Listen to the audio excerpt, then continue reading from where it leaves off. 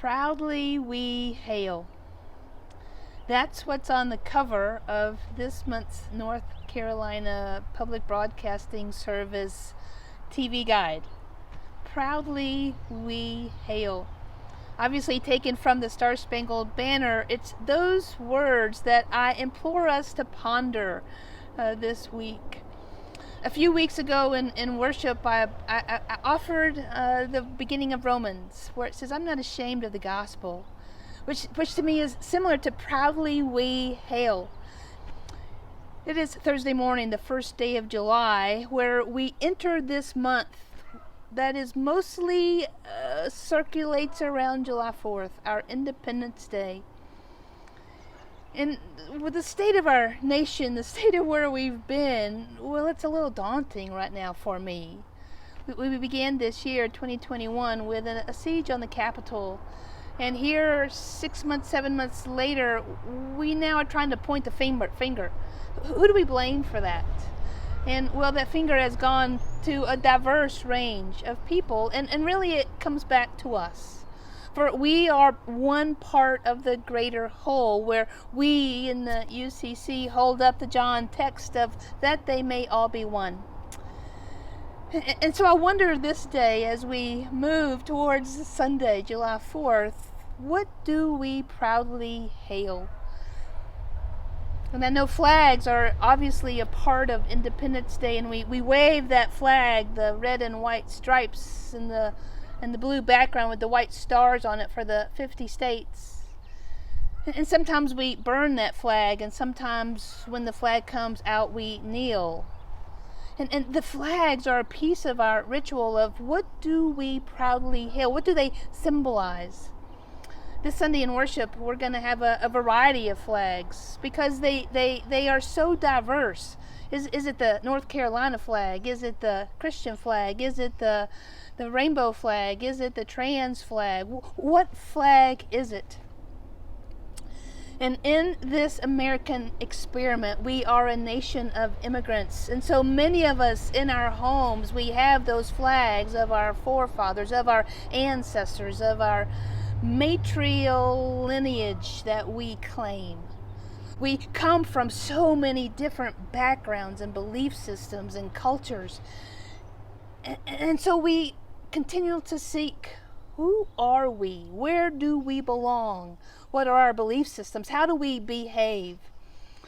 And so for me, I continue to stand in front of this rock. God is still speaking. For one of the things that I proudly hail, and I'm not ashamed to say, is that the God that I know and that I serve is still evolving.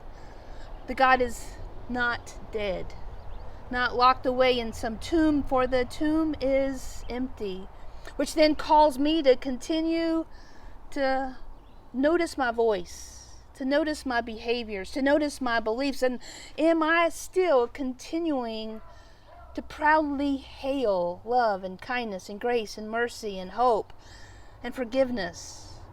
And what are those things that I need to lament because we didn't get it right? Colonization, slavery.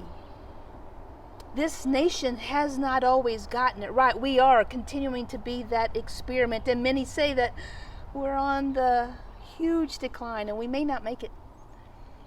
And yet, in 3 days from now, we will celebrate one more time our Independence Day, knowing that the word freedom is a huge piece of that.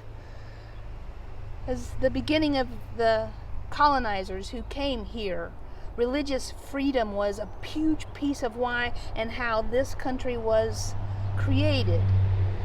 And yet, the hard part of our truth and our story is in our seeking religious freedom, well, we colonized and we enslaved other peoples so that we could have our freedom. And is that right? Is that a just world for all? And these are the hard questions that we wrestle with on this day. And my hope and my celebration, and truth be told, my joy is that I get to ask these questions with you. For we are not that group who shies away from the hard questions. So thanks for being on this journey with me as we delve into freedom. For Jesus said, the truth shall set you free. And as we come to worship this Sunday, know that you will hear voices of freedom. And I implore you to ponder out, to seek out, to name for you what are those truths that truly have set you free. For we are all sojourners on a journey to find our spiritual home, that which offers us life, freedom, grace to heal, to truly live into the very opportunity of life that we have been offered.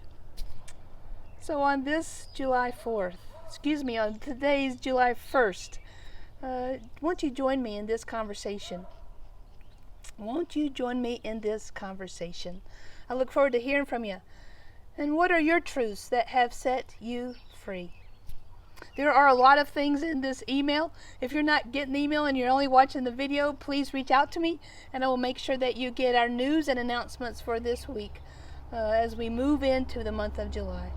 Until next week, may you know a truth that truly sets you free and that you proudly offer and hail. See you next week.